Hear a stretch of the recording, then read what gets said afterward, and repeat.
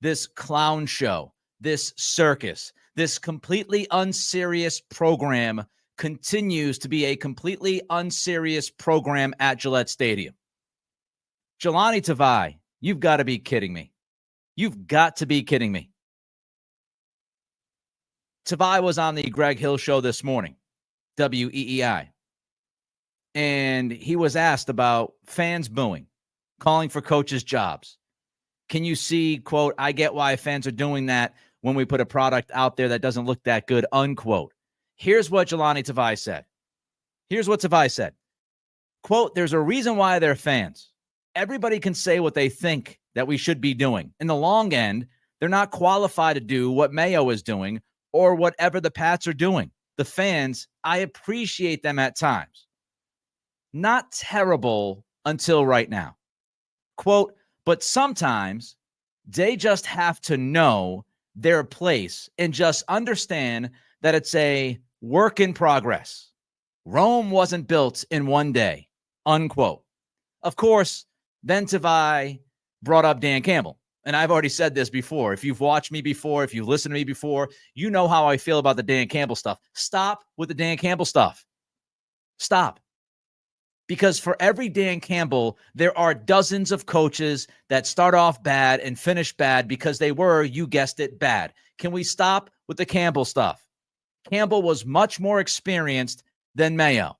Campbell did a much better job at the end of his first season in Detroit. The Lions went 3-3 and were mostly competitive. Can we just stop with the Dan Campbell nonsense?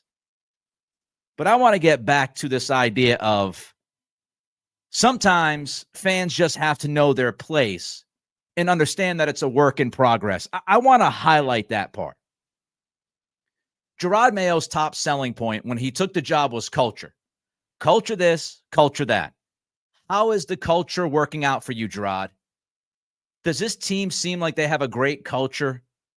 Guys pointing fingers, guys talking nonstop, whether it's on social media, on the radio, in the locker room. They just can't help themselves, folks.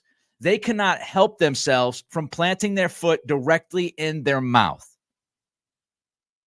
Mayo, for his part, he's actually handled this specific question pretty well. And he has handled it pretty well consistently. Pretty much like, hey, the fans, they pay, they get to do what they get to do. I get it. We haven't been very good, whatever, right? That's the gist. But where's the communication? Why does Tavai go on the radio this morning and say this? This should have been handled days ago. We all know what happened on Saturday. We all know that the Patriots 6 days ago got absolutely humiliated at home by the Chargers. We all saw it. We're all damaged by it. We won't forget it. Don't you think that Gerard Mayo should get his players together and say, guys, you're going to be asked about the crowd. You're going to be asked about being booed. You're going to be asked about me and the chance about me getting fired. This is how you handle it. Bop, bop, bibbity bop, move on. Was that message not communicated with the players? Or was it communicated to the players and the players just didn't care? And you've got these guys going out there talking and saying what they're saying. You don't talk down to the fans. It's a terrible idea. Kendrick Bourne telling the fans to be patient. No, I think fans have been more than patient over the last couple of years with this program. You can't talk down to the fans. It's absolutely ridiculous. You can't insult their intelligence. The fans have a right to boo. The fans have a right to call for Gerard Mayo's job. If that's how they feel, that's how they feel. Just like they have the right to cheer when things are going well. That's how it works. People pay their hard-earned money to go watch this product. And if you stink, you're going to get criticized. If you stink, you're going to get booed. And you have to live with those boos. Jelani Tavai, by the way, you have not been good this year. You deserve to be booed. Your defensive coordinator has been a joke. He deserves to be booed. Mayo can't get out of his own way. He deserves to be booed. Fans aren't crossing the line by booing this football team. They're not crossing the line for saying, I want Gerard Mayo out. That's their personal opinion. And who can fault them for that opinion, given what we've seen during this 3-13 dumpster fire of a season? Who could blame them? Give me a break, Jelani Tavai. Fans have to know their place. Fans pay your salary. The reason why you're a professional football player making millions of dollars who just signed a contract extension several months ago, the very reason why you are allowed to do this for a living is because of those fans and those stands paying your salary. You need to know your place, Jelani. You need to show some humility. You need to show some common sense. You need to show people that you understand on a realistic, fundamental level that this is not good enough. Enough is enough with these guys yapping and flapping their gums. You haven't been good all year. You have not earned the right to talk. You have not earned the right to tell fans what they should or should not do. Absolute ridiculousness from Jelani Tavai. Absolutely ridiculous. But don't worry, folks. Don't worry. Because Jelani tried to walk it back with Doug Kyed of the Herald. Here's what Tavai said. Said he was defending his guys and that he's frustrated and hates losing. I get it. Defending your guys, frustrated that you're losing, all understandable. But Tavai couldn't help himself. He couldn't help himself to once again put his foot in his mouth. He apologized to anyone he offended, but there's always a but with this football team. Quote, if they're fans, be fans. Be like, support us. They've supported us throughout worse seasons, but don't be a critic. Supported you through worse seasons? You won 4 games last year. This season has been worse. What worse seasons? Was Jelani Tavai even born when the Patriots were this bad back in like 1992? Was he even alive? Was he walking on this earth when the Patriots played this badly and have been coached this badly? Don't be a critic. Okay, so fans in the eyes of Jelani Tavai are just pom-pom waving, cartwheeling, delusional fans who watch a 3-13 football team and are supposed to go to the game and cheer for them as they're getting blown out 40-7. I mean, this is just crazy. It's crazy talk. Tavai tried to make it better. He made it even worse. If you could imagine that, he made it even worse. Don't be a critic. Again, don't tell a fan how to fan. Unless they're being racist, unless they're throwing stuff on the field, unless they're saying something bad about your family or something personal, I would get that. But booing a bad football team, don't tell them how to operate as a fan. If they want to be critical, they should be allowed to be critical, especially being critical of this football team, one of the worst in the NFL. Just absolutely bonkers. All right, before we continue, because I still have a lot to get off my chest, don't forget to do a few things to help out this program. Give us that thumbs up on YouTube. That's how we beat the algorithm. More thumbs up means more eyeballs. That's how you help us. So click that thumbs up. Tell YouTube you like the program, you like this channel. Throw a comment in. I want your thoughts about Jelani Tavai's comments.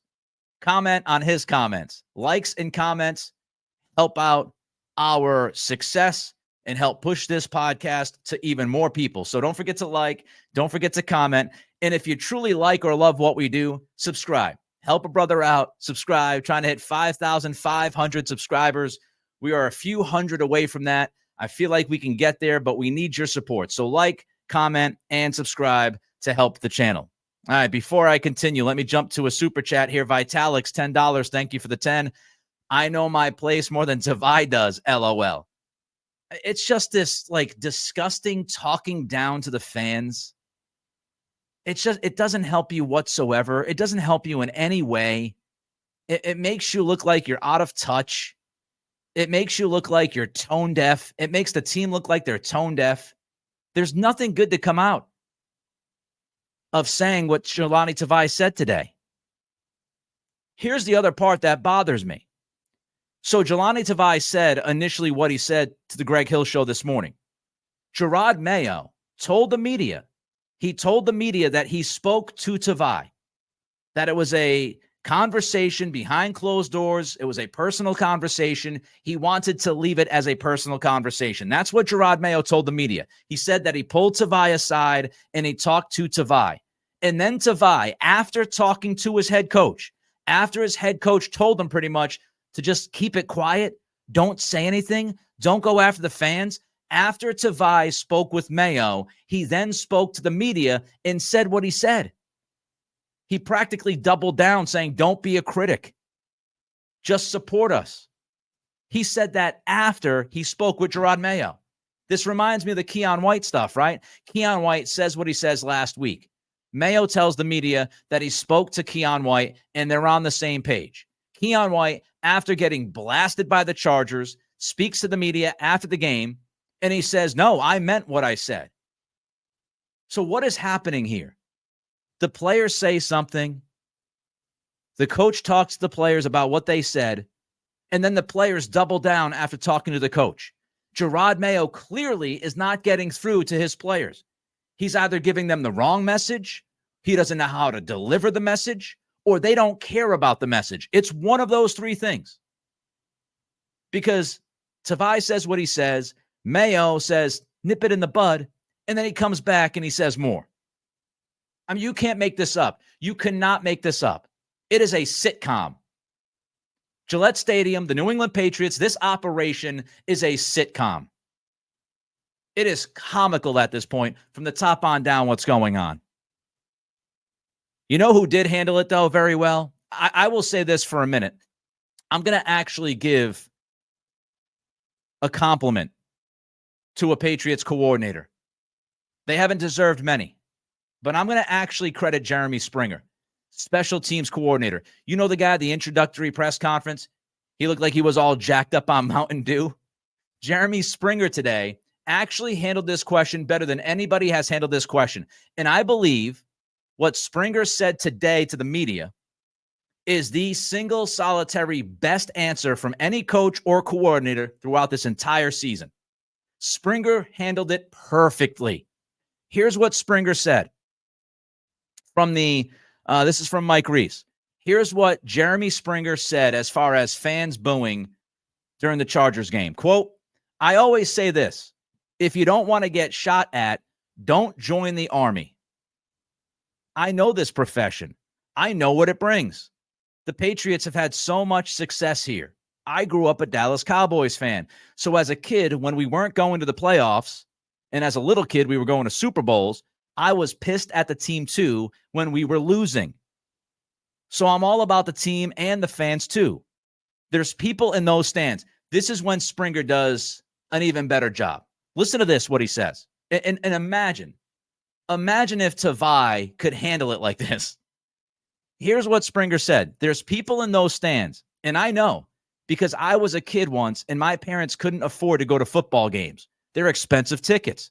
To bring your whole family to the game, that's $1,000 you're probably spending in one day. And then to lose like we did, I mean, they're upset. They're frustrated, and they should be. We need to put a better product on the field, and that's what our job is.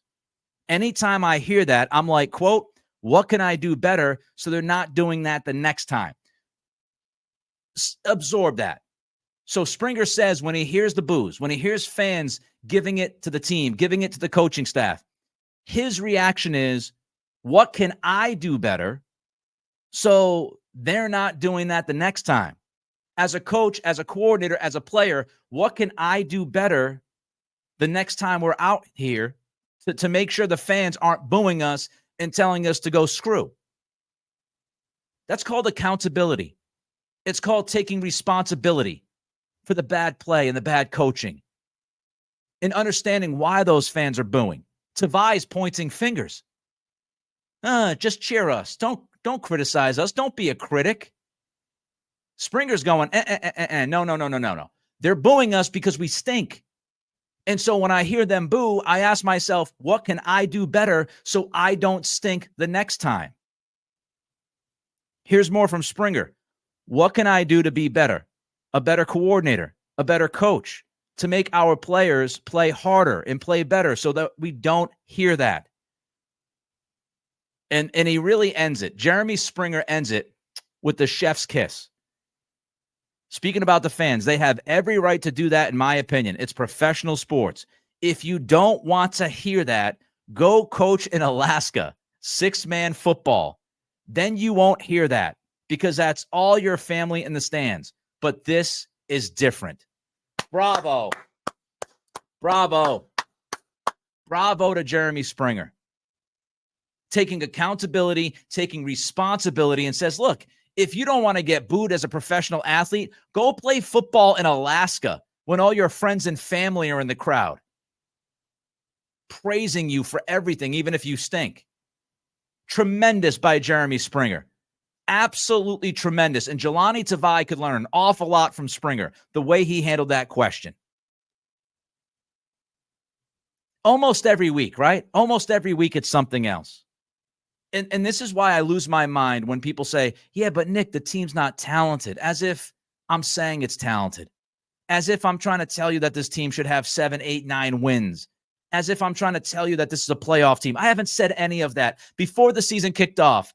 For those who have been with me since day one of this season, you all know this for a fact. What did I say about this team? I predicted 5 wins from this football team. I said they would win 5 games. I said that their floor was 3 wins and that their ceiling, if everything, and I mean everything, if everything went right, they could possibly win 7 games. That was my prediction before the year began.